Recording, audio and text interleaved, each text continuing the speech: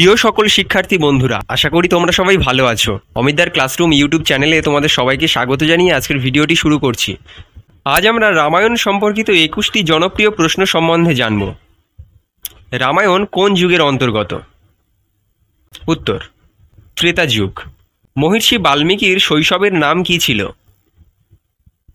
উত্তর, দস্যু রত্নাকর। রামায়ণে কয়টি অধ্যায় আছে? উত্তর, 7টি। সমুদ্র মন্থন থেকে প্রাপ্ত হাতির নাম কি যার রং ছিল সাদা? উত্তর, ঐরাবত। লক্ষ্মণের জীবন রক্ষার জন্য কোন চিকিৎসক শ্রীরামকে সঞ্জীবনী ভেষজের গোপন কথা বলেছিল? উত্তর, সুসেন। অহল্যার স্বামীর নাম কি? উত্তর, মহর্ষি গৌতম।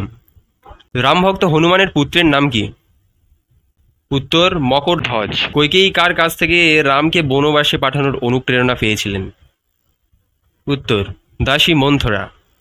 মেঘনাদের অপর নাম কি ছিল? উত্তর, ইন্দ্রজিৎ। রামায়ণকালের সরযূ নদীর বর্তমান সময়ে কি নামে পরিচিত? উত্তর, ঘাগরা। রামায়ণের সবচেয়ে ছোট কাণ্ডের নাম কি? উত্তর, অরণ্যকাণ্ড। রাবণের সেনাপতি বিরূপাক্ষকে হত্যা করেছিল কে? উত্তর, হনুমান। হনুমানকে স্বেচ্ছায় মৃত্যুবর কে দিয়েছিলেন? উত্তর, দেবরাজ ইন্দ্র। বানর রাজা বালি কার পুত্র ছিলেন? উত্তর, ইন্দ্র। কোন ঋষি শ্রীরামকে পঞ্চবটিতে থাকার পরামর্শ দিয়েছিলেন? উত্তর, আগস্ত্য মুনি। শ্রীরাম কোন নদীর তীরে জটায়ুর শেষ কার্য সম্পন্ন করেছিলেন? উত্তর, গদাবরী। রাবণ কর্তৃক সীতা অপহরণের আগে লক্ষ্মণ কোন অসুরের নাক কেটেছিলেন?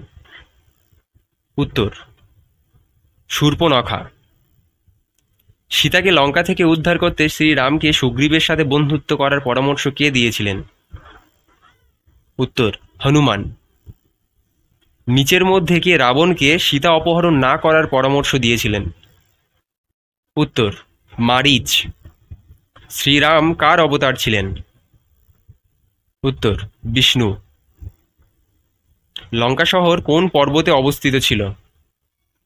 উত্তর, ত্রিকূট পর্বতে। ভিডিওটি ভালো লেগে থাকলে চ্যানেলটি সাবস্ক্রাইব করতে ভুলো না কিন্তু। তোমাদের করা একটি লাইক, কমেন্ট, শেয়ার, সাবস্ক্রিপশন আমাদের এগিয়ে চলতে সাহায্য করে। ধন্যবাদ।